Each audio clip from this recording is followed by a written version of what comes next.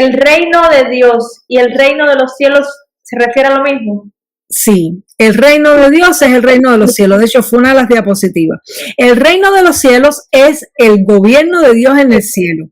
Y el hecho de que el reino de Dios se ha acercado, lo que significa precisamente es que ese reino que está en los cielos se ha acercado a la tierra.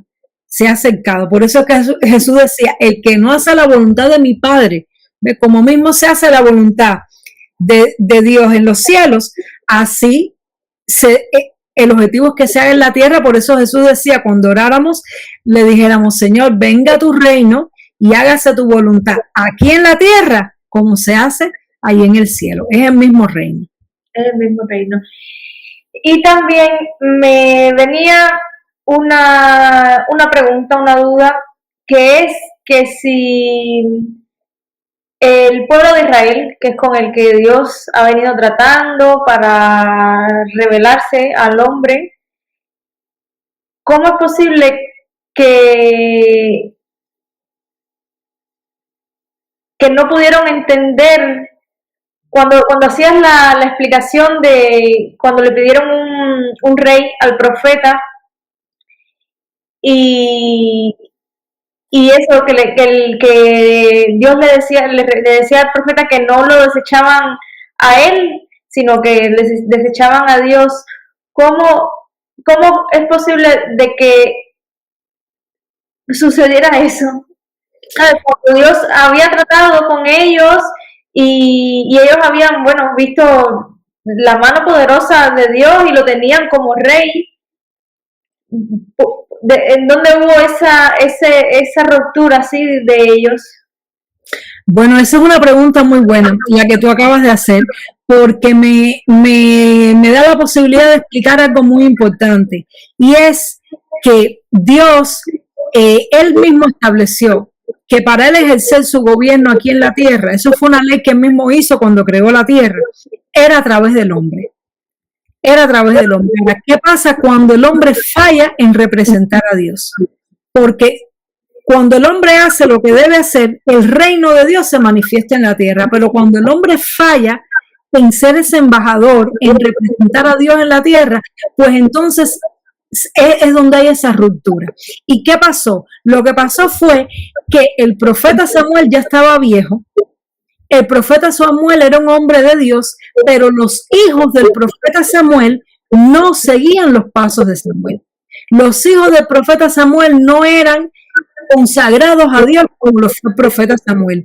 Y no había otro profeta, no había un sucesor, no había un discípulo de Samuel que pudiera recibir ese investimiento de poder. Ahora, lo que pasa es que el pueblo de Dios, en vez de clamar para que Dios levantara a otro profeta, para que Dios levantara a alguien que lo representara, lo que hizo fue pedir lo mismo que tenían otras naciones. Y ellos decían, queremos un rey al que podamos ver. Estamos cansados de un rey al que no vemos y que dependemos de un profeta para poder saber lo que el rey piensa. Nosotros queremos un rey como las otras naciones y que el rey salga con ellos a la batalla y regrese con ellos a la batalla. Ellos veían el esplendor que tenían las otras naciones, que tenían su rey y que se sentían orgullosos de su rey, y era un rey que ellos podían ver. Y el tema está en ese punto precisamente, que ellos tenían el reino de Dios, pero tenían que creer en Dios por fe. Ellos no podían ver a Dios y dependían mucho del instrumento que Dios tenía, y ellos querían un rey que ellos pudieran ver. Entonces, no, en lugar de pedir eso, como te decía, un instrumento de Dios, un profeta, algo, lo que pidieron fue, dijeron, mira, no queremos este sistema más, lo que queremos es lo mismo que tienen las personas. Y ahí fue donde fue el pecado, de pedir un rey al cual podían ver en lugar de uno al que no podían ver. Pero una de las cosas que causó eso fue precisamente el vacío de liderazgo que había, producto de que no había un sucesor para Samuel, porque ellos habían visto, por ejemplo, a Dios en Moisés. Moisés fue el que fundó la nación, y ellos veían a Moisés casi como si fuera Dios, pero ellos sabían que Moisés hablaba con Dios.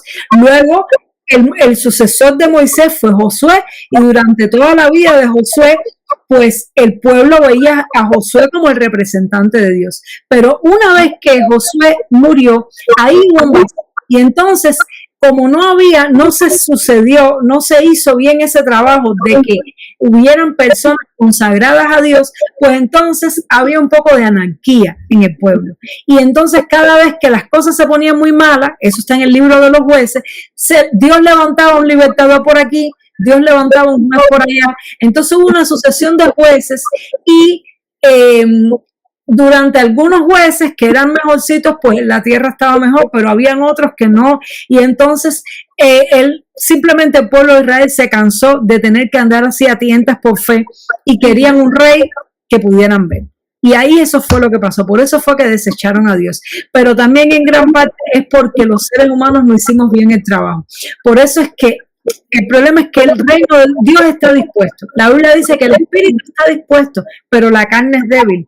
Dios está dispuesto a llevar adelante su reino. Dios hizo todo para que hubiera bendición en la tierra, pero hay una parte en la ecuación que somos nosotros. Y por eso es tan importante que nosotros entendamos nuestro papel, porque Dios determinó que era a través de nosotros. Que no, ni a los ángeles no les permiten predicar el evangelio. Ellos quisieran, la Biblia dice que ellos quisieran, pero no se lo permiten. Tenemos que ser los seres humanos. Por lo tanto, por eso se necesita de ti y de mí para poder llevar adelante el evangelio. Por eso es que cuando los seres humanos no buscan a Dios, pues se caen unos vacíos espirituales y unas etapas oscuras que han habido en la historia. Cuando los seres humanos han usado el evangelio para pervertirlo, no han expresado el mensaje de la Biblia correctamente o lo han hecho para sus beneficios personales, han habido momentos de descrédito de cristianismo, han habido todas esas cosas. ¿Por qué? No es porque Dios falla, es porque el hombre falla. Pero bueno, Dios siempre sigue esperando, Dios siempre tiene un remanente fiel, Dios siempre da oportunidades, a veces se levanta alguien. Por eso Dios decía, dice en su palabra, yo busqué entre los hombres a uno que hiciera vallado, a uno que se levantara a favor del pueblo. Así que, aunque Dios es el que hace la parte que nosotros no podemos hacer, no podemos menospreciar el papel que a ti y a mí nos toca. Tenemos una responsabilidad muy grande, porque mientras estamos aquí en la tierra, tenemos la responsabilidad de ser embajadores del reino de Dios y ser buenos embajadores. Porque si tú y yo, ¿qué decía el apóstol Pablo? Si yo después que he sido luz para otros, yo mismo fallo. Qué terrible, ¿verdad? Qué terrible es cuando un embajador del reino de los cielos falla. Entonces, por eso Pablo decía, yo mismo golpeo mi cuerpo y lo someto a obediencia. No vaya a ser que después que yo he sido la luz para mucha gente, yo mismo venga a ser descalificado. Pero no todas las personas tienen ese espíritu de Pablo, no todas las personas tienen ese espíritu de poner el reino de Dios y su justicia en lo primero en sus vidas. Por eso el Señor dijo, buscad primeramente el reino de Dios y su justicia, y después las demás cosas serán añadidas. Pero cuando nosotros vivimos para las añadiduras y no para el reino de Dios, cuando estamos pensando en las cosas terrenales y no en las celestiales, pues entonces nos desvirtuamos y dejamos de representar a Dios. Y entonces por eso la gente se desencanta de Dios. ¿Por qué? Porque no lo sabemos representar bien nosotros. Por eso es tan importante estas clases, porque nos ayudan a poner la mirada en las cosas del cielo y sacar la mirada, porque si nosotros nada más estamos consumiendo las cosas de este mundo, eso es lo que el diablo quiere, entretenernos y que nosotros perdamos el objetivo de nuestra vida. Y Dios lo que quiere es que nuestro principal motivo de vida no sea tener casa, ni tener carro, ni tener dinero. Todo eso es bueno y necesario, pero Él quiere que el objetivo de nuestra vida sea cumplir el propósito por el cual Dios nos trajo a este mundo. En este corto tiempo que nos toca vivir, que nosotros podamos usar nuestra vida para representar correctamente a Dios en el área que Dios nos quiera usar. Y ese debe ser el anhelo de nuestro corazón.